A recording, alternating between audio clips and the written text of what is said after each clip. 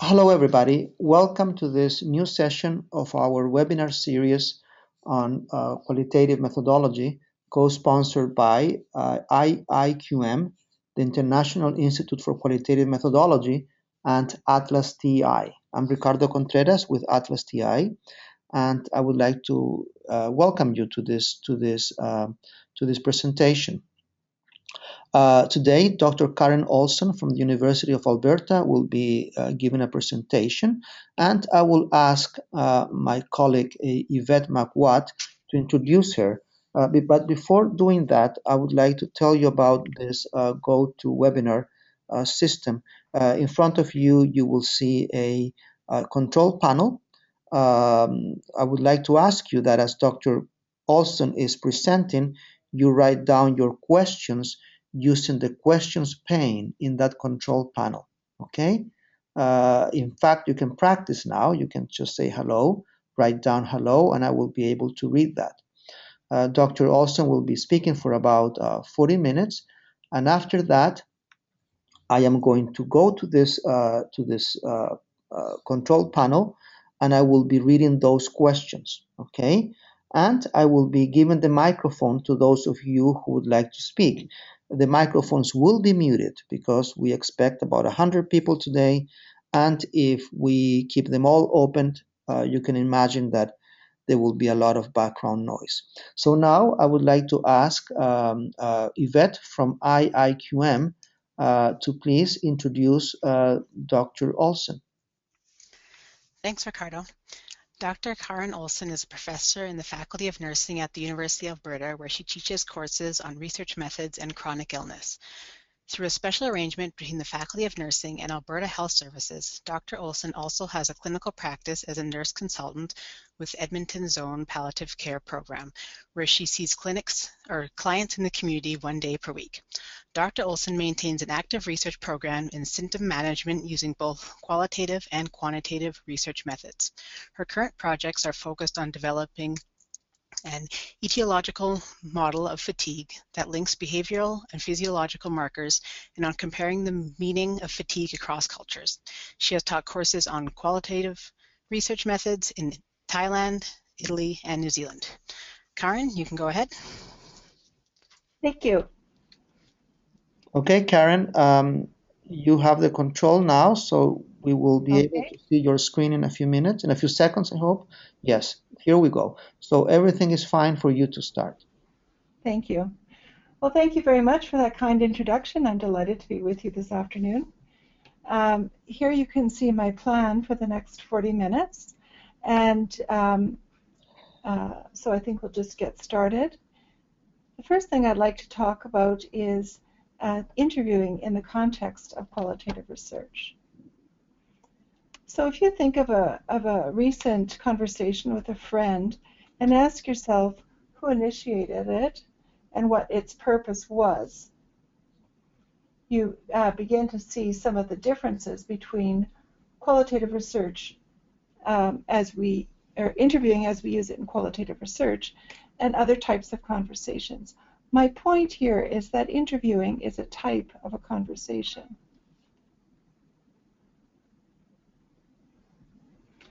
But it's unlike what you see between friends or on magazines or TV, and because their purpose, the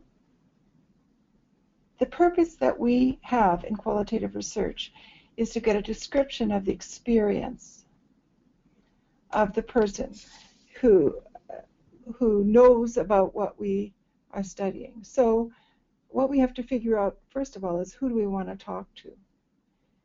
Now here you see on this slide some criteria that I often use, and these are standard across every qualitative research method.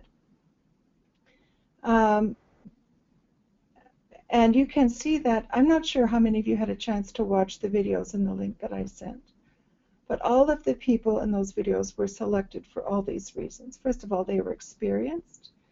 They were able to describe what they knew about. They were focused. They were willing to just focus on description rather than analysis, and they were available. So I want to talk about each of these things a little bit. When I say that somebody is experienced, the question is always, well, how much experience do they need to have? And sometimes people have just a small amount of experience, or they have lots of experience. The more experience an informant has, the more they know the whole story about something, the fewer people that you'll need. So when I'm looking for participants in a study that requires interviewing, I'm always looking for people who have lots of experience. In my study, for example, of individuals, it was a study about breast cancer screening, so clinical breast exam. I decided that I would set my lower limit on age at 30 because I wanted the experience of women who had been women for a while. So the age of majority in Canada is 18, and that gave them 10 years or so of experience. My student, one of my former PhD students, Maria Dasjardi, who studied how Iranian immigrants learned to use the Canadian healthcare system, decided that she would choose people who had been in Canada for at least 5 years. So they had, in that time, probably had to access healthcare system, so they had some experience with the things she was studying. Sometimes people have lots of experience, but they're not really able to describe it. And that problem with description can be due to a lot of problems, or causes, I mean. So, for example, if a person is not fluent in the language of the interview, the descriptions will be thin. If the topic is one that has some problems within a culture in terms of whether it's okay to talk about it, people may know but have difficulty articulating their experience. In some cultures, there are topics that are simply not discussed, or at least not discussed in a public way.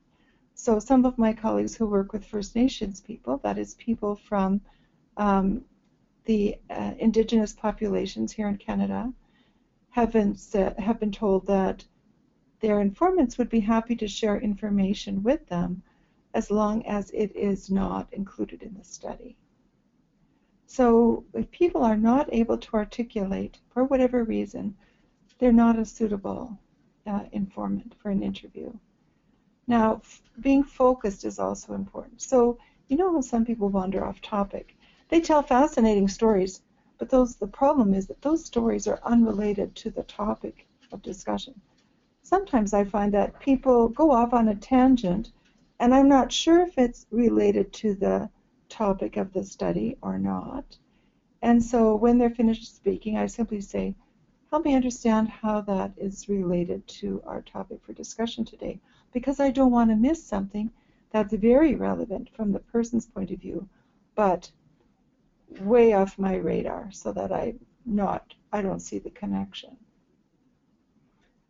The next element is non-analytic. So this is the one where we run into the most trouble. Some people have research questions that ask about why does something happen. Now, I once had a graduate student who thought that the way you went about things is that you took your research question out to all your participants, you read them the research question, and just recorded their answers. That's not how it's done. The point here is that you do the analysis because you're the one who has all the data from all the people. You answer the why question. And that is why it's really important that the participants are able to be non-analytic. You want them to simply describe their experience. So you begin the interview by saying, tell me about a time when, or give me an example of. And then they start in, well, there was this one time when I felt like this and this and this, and here's what happened. And so they describe instances of the experience. And the last is availability. Now, we're going to talk a little bit later on about how to collect data using face-to-face versus phone and so forth. Each data collection strategy has its own pros and cons, but as long as the person meets the other criteria and they're available in some way, that's fine. So moving to the next slide, I want to talk in more detail about why we want description rather than analysis. We will be constructing the answer to the research question based on our analysis. So we are the only ones, and if you're graduate students or people working in teams, you and your team are the only ones who will have all the data. The response to the research question is a response that incorporates all that data. So your participant could tell you their answer to the research question, but the danger there is that it will take you completely off track. So the most important thing is to now some people might say, oh, and here's why I think this happened, or something like that. Let them talk. It's there in the data. It will be transcribed, but don't include it in your analysis. We only are interested in patterns that run across all, or at least the majority of the people in our study. So now, we talked about this a little bit, but I want to discuss it in more detail.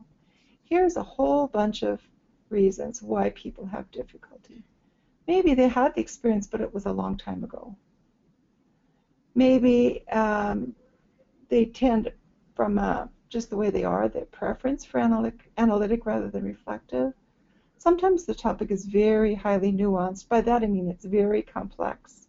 So there's lots of angles, and it's hard to articulately describe all of them. We've talked about language.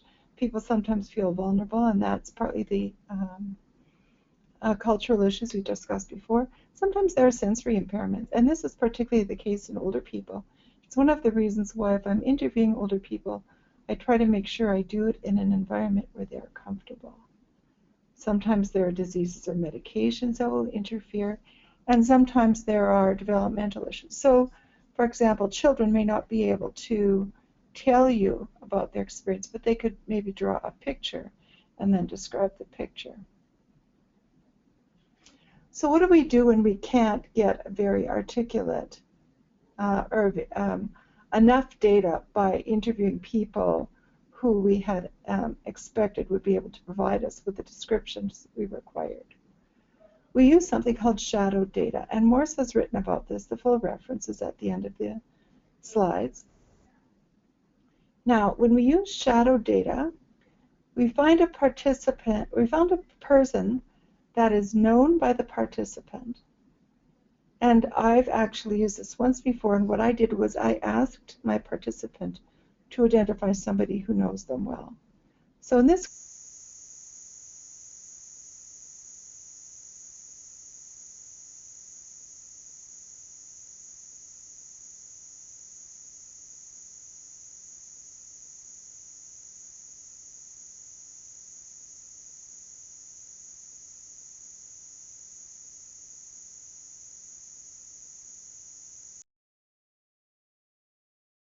said that you know them well, I would like permission to interview you about your observations of the person. So the critical feature here is that we're talking about the person's observations of the participant, not about their own experience. And that's why we say it's shadow data.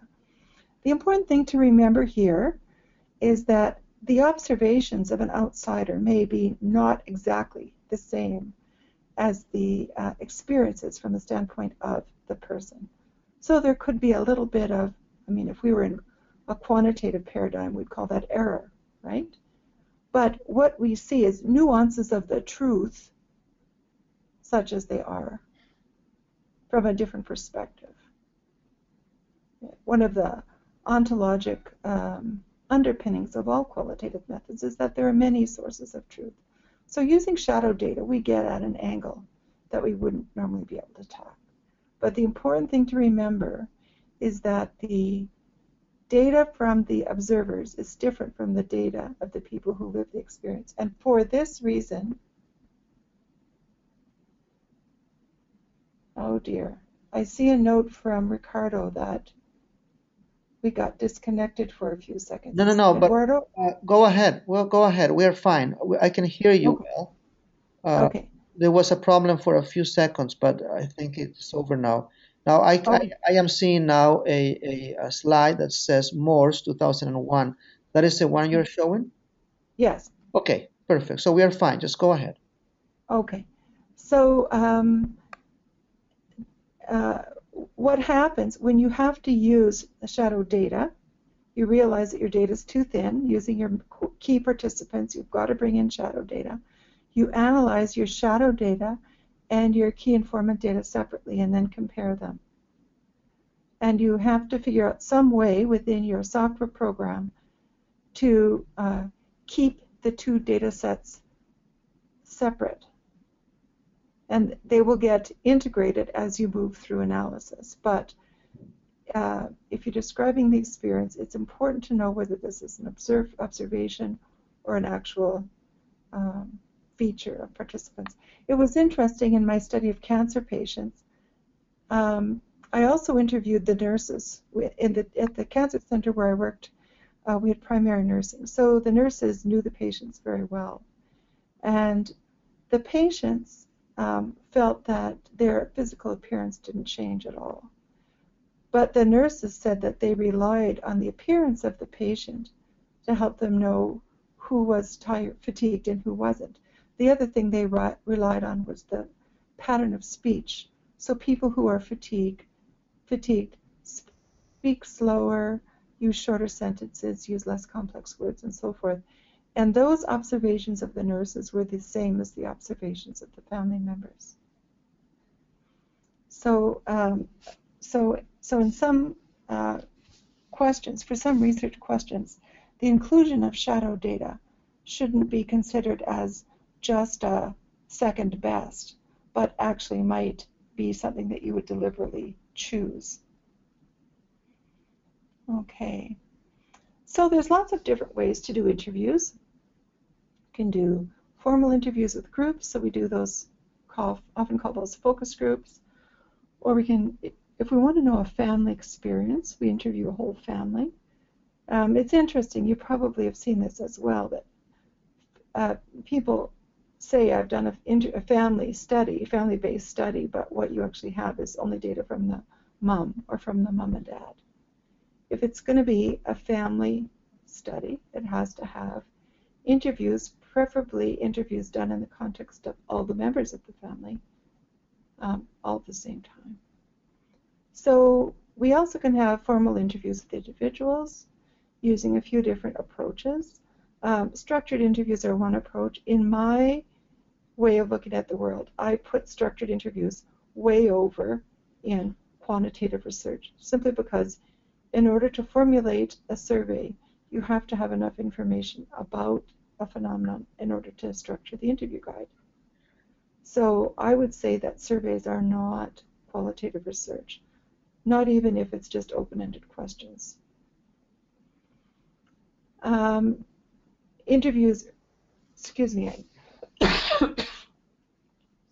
interviews early in a qualitative study are generally unstructured or at least guided. So you might say, I'm interested in your experience of X, and then just stop and wait for the person to talk. Later on in a qualitative study, we use semi-structured interviews because by then we know a little bit more about the topic and we can frame a question. Now, for those of you doing ethnographies, you know that informal interviews are also an option.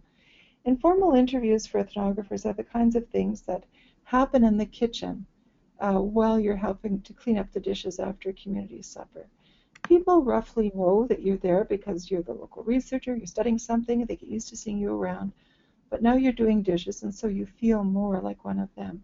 And all of a sudden they might tell you something that you realize is really important for your study. And furthermore, you realize that you don't have consent from them. So you can't, first of all, you cannot use that information until you get their consent.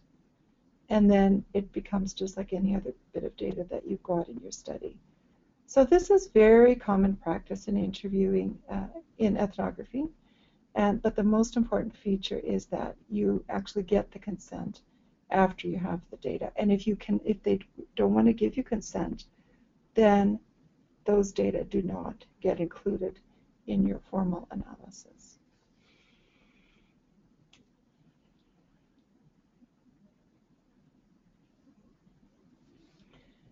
I'm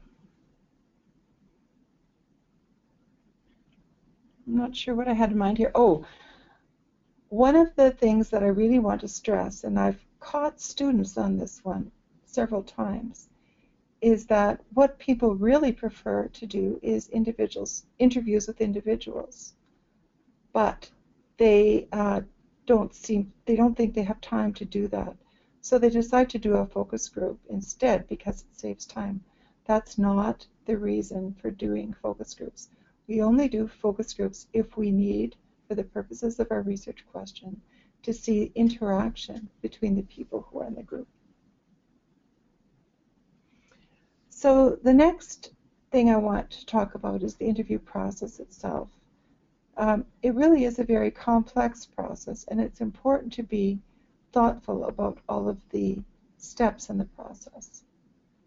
So whenever I begin an interview, I always say, thanks for agreeing to meet with me about my research study. As you remember from the consent form, the study is about X, and the interview will take about an hour. And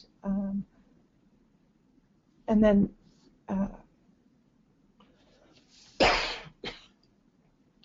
we begin the interview process. Now, in terms of taking notes, I do not take notes, and I train all my graduate students to not take notes. The only time that taking notes is okay, in my point of view, is if recording is not allowed. So in some data collection environments, for example in prisons, you cannot record a conversation, or at least that's what I've been told. It's also true in some Aboriginal cultures here in Canada that recording is not permitted. So that is something that has to be worked out ahead of time. If you are recording, there's no point to take notes, but you have to get very good at making mental notes. And the minute you leave the interview, you run around the corner or go someplace private and write down everything you remember. That's really important because if the recording has failed, you don't want to lose the data. But the other thing about notes is that it allows you to keep track of nonverbal or paralinguistic features of speech.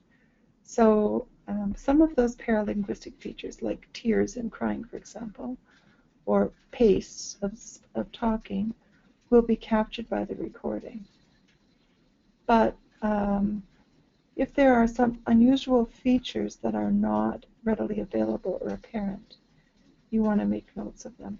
I once interviewed a woman who cried through the whole interview, but you couldn't tell by listening to the interview. But the tears ran down her face, dripped off her chin, and her blouse was wet by the end. So those are the kinds of things that I mean about make sure you write that stuff down. Pacing is really important. When you're first starting out, you might rush through an interview. It's not very helpful, actually, because people don't listen that fast. So teach yourself to begin slowly and to work slowly in the context of an interview, and make sure the person understands what you're asking them. Sensitive topics are also very important to many research questions, and yet they're hard to ask. So if I'm going to ask about a sensitive topic, I always preface it by saying, now I'm going to ask you about something that is quite sensitive, and if you don't want to talk about it, just let me know. Otherwise, if you do want to talk about it, we can go ahead. That way I'm not catching people off guard, and I'm also reminding them that they have control over the interview, not me. So they have control, they can decide what gets discussed. And usually what happens is people say, I ask my question, they take a deep breath, they say, well, and then they launch into their description of the experience.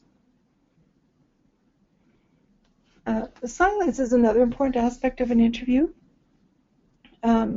because we don't quite know what it means. Usually it means the participant is thinking. So if you ask a question and they don't talk right away, it's really important that you don't talk. Because if you talk, you'll distract them from what they're thinking about. So get comfortable with just being quiet while they're thinking. Now, when it comes to the end of the interview, it's perfectly fine for you to summarize in some way by saying, well, thanks for talking with me this afternoon. I really enjoyed our time together. Often, as you know, in qualitative research, we do more than one interview. So if this is the first interview, you'd say, I'm going to go away and read this listen to this interview and read it, and then I'll be back in touch with you when I'm ready to talk again. And at that time, if you are willing to meet with me, that would be great. If not, just let me know, something like that. Or if it's the third interview and you're wrapping up the whole study, you say, thank you very much for sharing your time with me. I've really appreciated it. And then try and bridge that gap between what you've talked about and some ordinary things in the daily environment. So this is called regrounding the participant. You don't want to just leave them up there in some very complex space around an experience that they've had. You want to get them back down so that their feet are firmly planted on the ground. Sometimes when I'm concluding an interview, I'll say to the person, is there anything about the study that you'd like to ask? Do you have any questions about this? That's one way of sort of bringing them back down. In my consent forms, it usually says that I will be mailing out a 2-page lay version of my findings. So if they don't have any questions, what I'll say is, as I mentioned in the consent form, I will be mailing out a 2-page summary of my findings, but remember that it includes the conclusions that I've drawn from speaking to all the people, you and all the others who take part. So it might not sound 100% like your story, but if I've done my work carefully, you should be able to imagine that the descriptions provided could have been yours. So there should be a fairly close congruence between what it says there and the participant's experience. Now, field notes are where I put the notes that I've taken right after the interview. Sometimes in those field notes, it's how to get to a home that's difficult to find. Sometimes I'll make a little drawing of what the space looked like in which we were meeting. The reflexive journal is a completely different thing. Reflexivity is about how your study affected you and about how you affected the study. So these are the places where you would write things like, man, I really blew that interview. I was interrupting the participant all the time. I have to smarten up. That's not very helpful. Or something like, this participant really got me thinking about X in my own life and how I might really want to do that differently. So I had a participant once, and his story is in part of his story is in my book on interviewing. His reflexive journal was entirely poetry that he wrote, and this study happened long before there was a lot of writing about reflexivity. So when I said to him, Bruce, what's this poetry about? Whose story is this, yours or the participants? And he just laughed at me and he said, both. So that's the ultimate kind of definition around what reflexivity is. Debriefing is an important thing to talk about because some of you will be doing studies that are emotionally gut-wrenching. You might see things that are very difficult to see. And this is partly why we do qualitative research in groups. Obviously, you can't go home and say to your partner, man, guess what I saw today? That conversation is for only the members of your research team. And the debriefing with the participant is in some contexts it may be appropriate to say, how has this study been for you? So we've talked a little bit about modes of interviewing: face-to-face, phone, internet. I'll be very curious to hear if anyone is planning to do internet data collection. Keep in mind that each way of collecting data has its own pros and cons. And so if you need nonverbal, obviously you need face-to-face. Sometimes there are safety issues. So sometimes there are accessibility issues. Somebody lives very far away and face-to-face is not possible. The most important thing to recognize is that you don't get the same type of information from each of these data sources.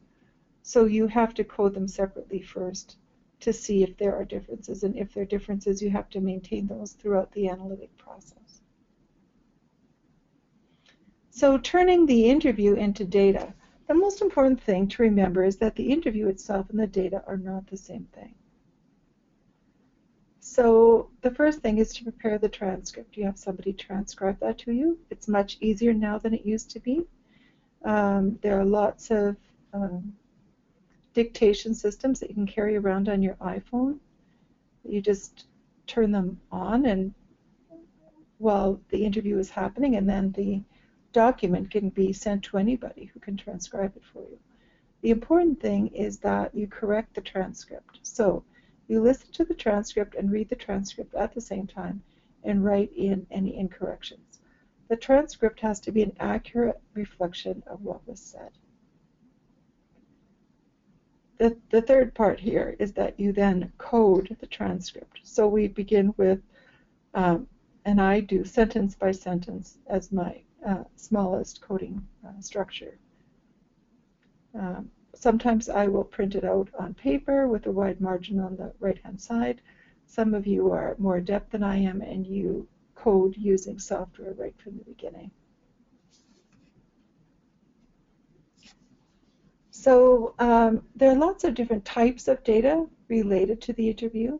You'll have your actual transcript, then you'll have your field notes, then you'll have your team meetings and your reflexive journal. So your team meetings are meetings of all the people on your team, and you want to keep all of these kinds of data separate. So in the old days, the way I did it was I put each kind of data on a different color of paper. So if I wanted to look at all my field notes, I would just pull out the pieces. I forget what color I used. I think they were all green. Pulled out all the green sheets from my binder. At the top, I said, here's the date. These notes were written. Here was the context, and here are my thoughts. The team meetings again, dated, who was present, reflexive journal, and so forth. All of these things get coded and considered in the analysis. Some of you will be using software to analyze your data.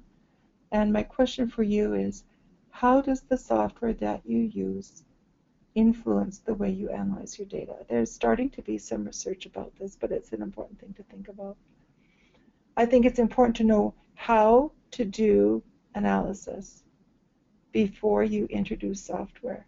It's not like SPSS where all you have to do is write the syntax and then the computer does the rest. The software is basically just where you store your analysis. It makes the management of your data easier. I'm old-fashioned enough that I still like to have a hard copy of all my interviews so I can go sit in a tree under the park and read them, but that's a matter of personal preference.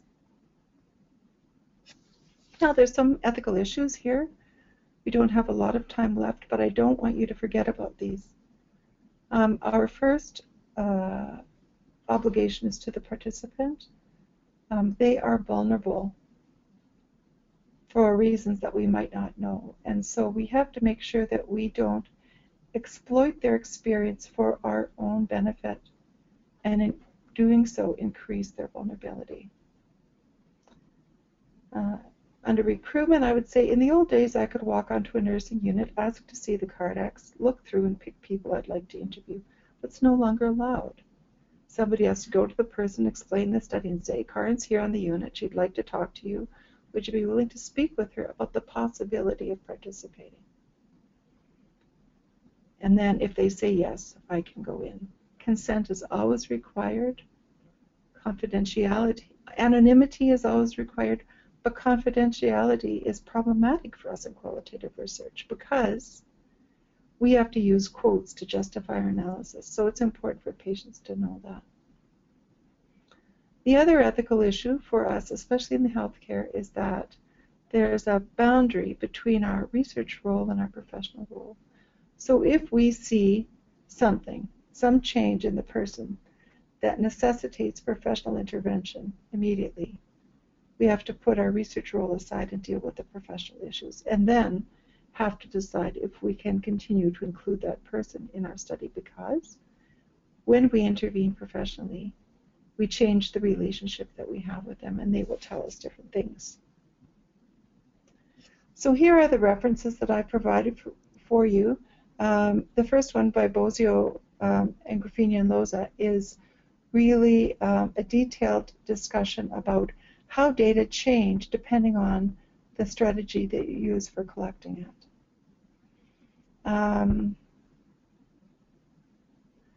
Hammersley's paper is a really good one about the difference between the interview and the data. There's the reference for Morse on shadow data. There's a really good article. You can see that some of these are old. People have written about this stuff for a long time, but that article by Oakes is about what happens to data when it's transcribed. Squires talks about language barriers. We didn't talk about that really, but the most important thing is that the data are collected in the language of the participant, and they are analyzed in that language. Now, I speak English, and sometimes not very well, but that means that when I have students who collect data in other languages, because they are from other countries, we have to put a whole process in place so that, because I have to verify that the data have been analyzed correctly. So I have to work on English transcripts while the students work on the transcripts written in the language of the participants. There's another article there about comparing different approaches to data collection. And so that's the end of what I'd like to talk about today, and I'm happy to open now for questions and conversation. Yes, hello. Yes, Karin. Let me give the microphone to a few people. Before that, though, let me ask you the following. Why don't you once again click on slideshow so that we see the slide covering your entire screen, because now we can see your desktop. So if you could click That's a good slideshow, question. Maybe if I go here. that's perfectly fine. That's There we go. That's great. Okay, so now I will give the microphone to Catherine Carroll. She has a question. So let me see if you have a working microphone, Catherine. Go ahead. Thanks, Professor Olson, for a great overview of interviewing. I'm asking this question on behalf of a PhD student of mine who's perhaps listening. And he's interviewing the adolescent population aged 12 to 18 about their experiences with asthma medication taking. And it's such a diverse range of maturity to work with, 12 to 18 years. And aside from the shadow data and the technique of drawing a picture, are there any other strategies that you can share with us for working with this population in an interview-based study? What a great question. I think about the work of my colleague Jude Spires here in the Faculty of Nursing. Some of you may know her work. What she did was she worked with adolescents who were learning to manage their diabetes on their own more and more, which I think is probably one of the same issues in asthma. She gave them all video cameras, and she said, make me a short film about what this is like for you. And they were so taken with the technology that they just knocked themselves out and really enjoyed it. And she ended up with some great films from them about what their experience was like. So that might be one thing to try. Or another one is just a small camera that does still shots. And if it's a bit tricky here because this is a graduate student project, so he probably doesn't have, he or she doesn't have a lot of resources to buy equipment, but if it were possible to purchase a couple of inexpensive cameras and just say to the students or the participants, go shoot a roll of film and then let's talk about what you've got. A roll, man, that really dates me, doesn't it? Go shoot as many shots as you like about your experience, and then I'd like to talk with you about them. Something like that, just to help them explore. And then there may be some shots that they take they don't want to talk about, but there will be some probably that they do. Okay, so now I will ask Anjali. Anjali, let me give you the microphone. You have a question? Go ahead. Anjali Mag. Hello. Yes, go ahead. Yes. Thank you, Dr. Karin. It was wonderful presentation. I have a question. How to get the participants to speak enough? I mean, how can I have enough amount of data, because the participants may not want to speak much?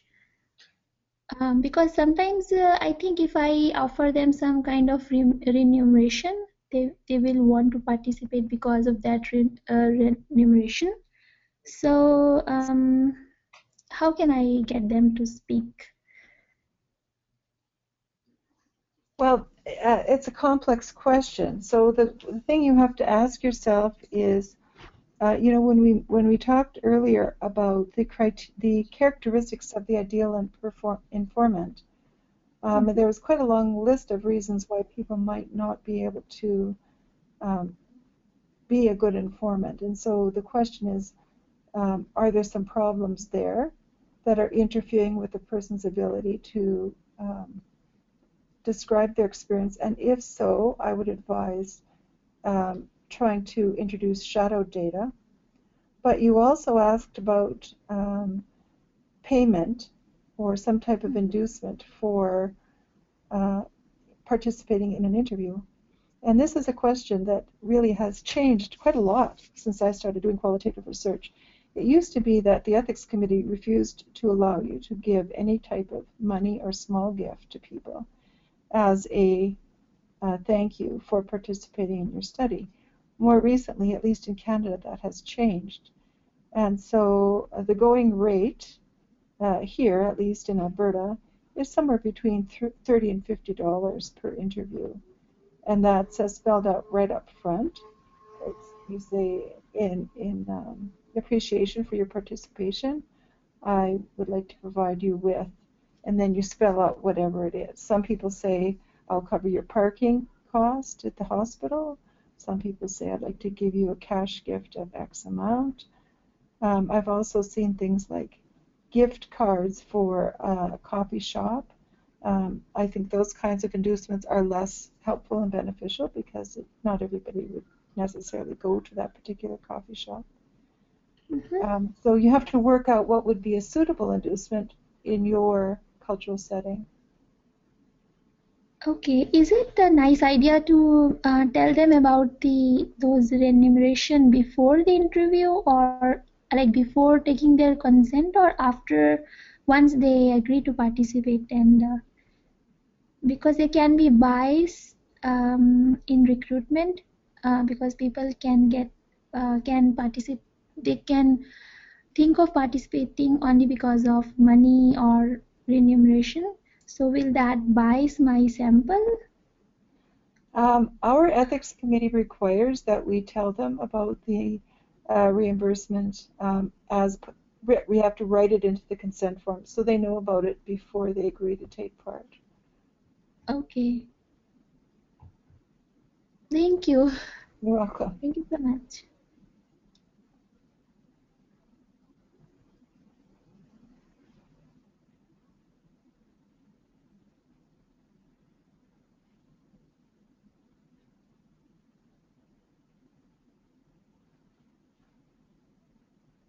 Okay, I will see if I can give you the microphone, Tanya. You have a question here. Just a second. Okay, Tanya, go ahead.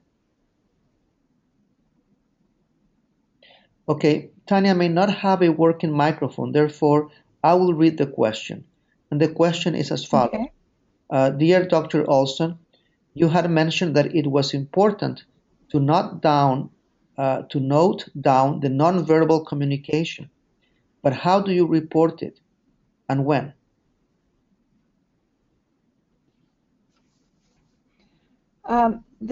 These are really good questions, so thanks very much for that, Tanya. Um, I make the notes initially in my field notes. Then when I review the transcript, I actually put any of the paralinguistic features into the transcript in brackets so that I start to merge all of my data sources. So for example, in that study that I mentioned where we had the shadow data, and the nurses said that they could tell who was tired and who wasn't based on this rate of their speech, we actually started timing how long patients left between sentences, so the pauses. And I would write the length of the pause right into the transcript. And we found a software program, I don't know if they have it in ATLAS, but we found a software program that was typically used by radio announcers when they were planning their radio shows, because of course they have to have everything down to the second. And so when we ran our transcripts through that software, we could actually count the seconds between words and phrases. So, I mean, I'm sure there are other ways to account for these paralinguistic features, but that was one that we used. Okay, thank you very much. Let's see if anyone else would like to ask a question. We don't have any questions coming up. Please use this opportunity to ask Dr. Olson your questions. Let me see. Anyone? We are not paying for questions, but you are welcome to ask them. Let me see. Okay, looks like I have another one. Ana Paula Belon Lima. So Ana Paula, I will give you the microphone. Let me see, go ahead. Okay, no microphone. So let me read this out loud. Dear Karin, my question is about phone interviews. Please, what can we do to make sure to the participant we are listening what they are saying without doing a lot of interjecting? Thanks in advance. Phone interviews are really difficult, I think, and I would welcome input from anybody else who's on the call, on the webinar today, but there is some software or hardware, there's some way that you can actually record a phone interview. So it used to be that when we had the old style analog phones, there was a way of plugging the phone into the tape recorder and actually recording what was said. Now, more recently, I've done this by interviewing people on Skype and just recording the Skype conversation. It's harder to, I'm sure it's, in those cases, what I did was I just made notes about what was said on the phone conversation. I didn't know how to actually get a downloadable file so that could be transcribed, but I could at least save the interviews so that if people wanted to go back and listen to what was said, that was always possible. But I'm guessing that the technology available in each country is different, and that people from countries that have more technology available will be more likely to be able to collect data by phone more easily. There is someone here, her or his name is, I might not be pronouncing it well, but it's Hyacinth. and she or he said the following: I have used Skype recording as well. Otherwise, I use a speakerphone and record using an audio recorder and transcribe from that. So that follows up from what you said, Mm, Karin. yeah. I Yeah, have great options, yeah. I have a few more questions, and here is Elizabeth. Elizabeth Gaza is asking the following: could you please speak about data saturation and determining the number of interviews to complete? Well, that's a really good question, too. And the thing about data saturation, and this is a concept that I've struggled with probably my whole career as a qualitative researcher, how to know when the data are saturated. When I think about data saturation, I think about what are all the dimensions of the phenomenon that I am studying. So I want to continue to recruit people until I'm not hearing any more dimensions of a problem. So let's just use symptoms, for example. Symptom experience. There's lots of dimensions to symptom experience. There's the intensity of the symptom. Its frequency. That's, is it many times a day? There's prevalence. How many people have a symptom? There's how distressing is the symptom for you? There's the quality of the symptom. So how would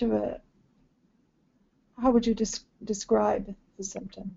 There's the impact of the symptom. There's important information about what if you have more than one symptom? What if you have like 5 symptoms and now you've got this huge symptom load that you're trying to manage, and how do all these symptoms affect each other? So those are all the dimensions of the problem. So if I'm busy interviewing people and they're just talking about those dimensions over and over again, but no new dimensions of symptom experience emerge, then I know my data are saturated.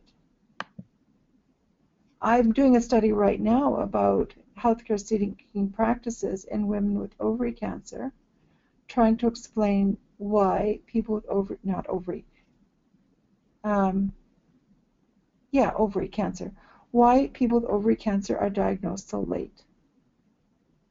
I've got 29 people in my sample. It's still not saturating.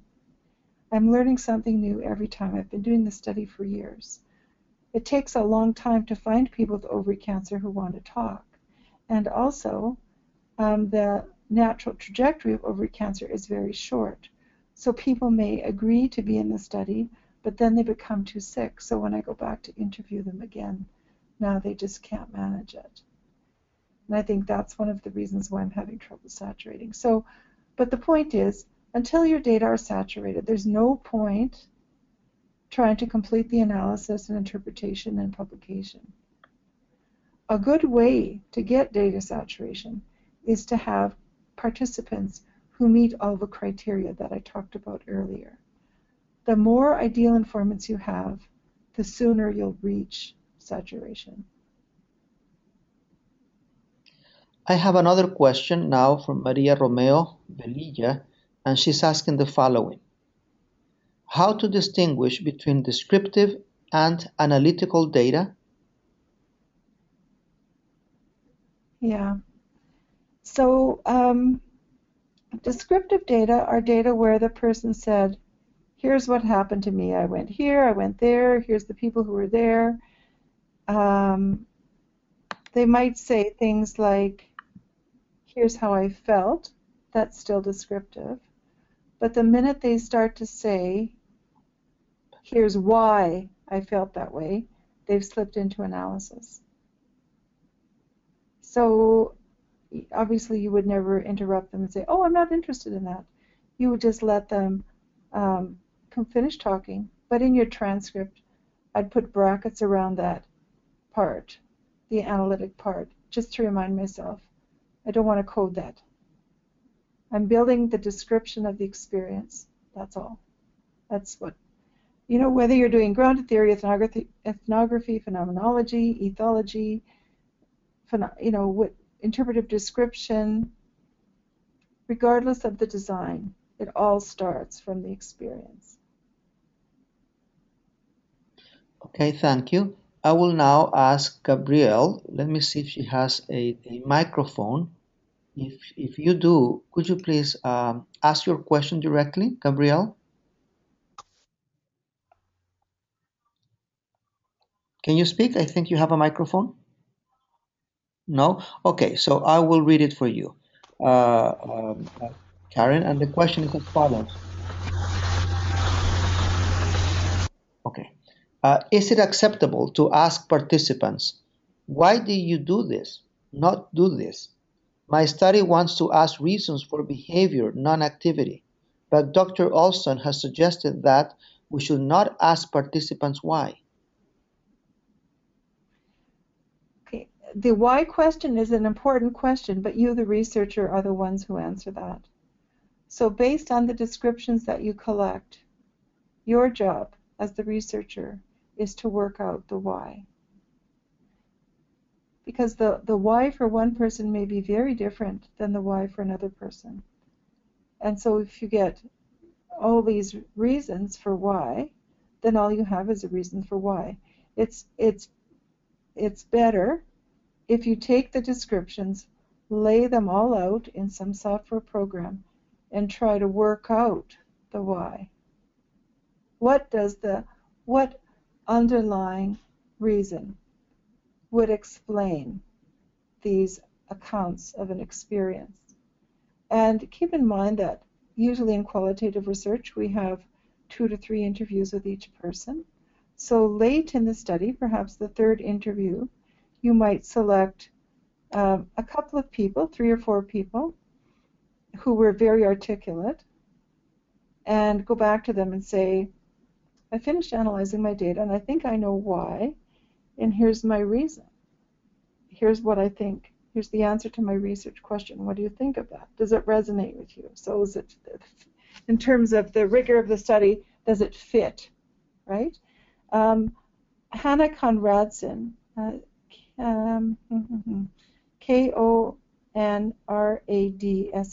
I think, Hannah, H-A-N-N-E, and I have recently published a paper on external generalizability in Journal of Advanced Nursing. I think it came out maybe last year, I'm not sure. But we talk about the issue. We used to say that qualitative research does not generalize, but Hannah and I disagree. But it doesn't. The problem is it doesn't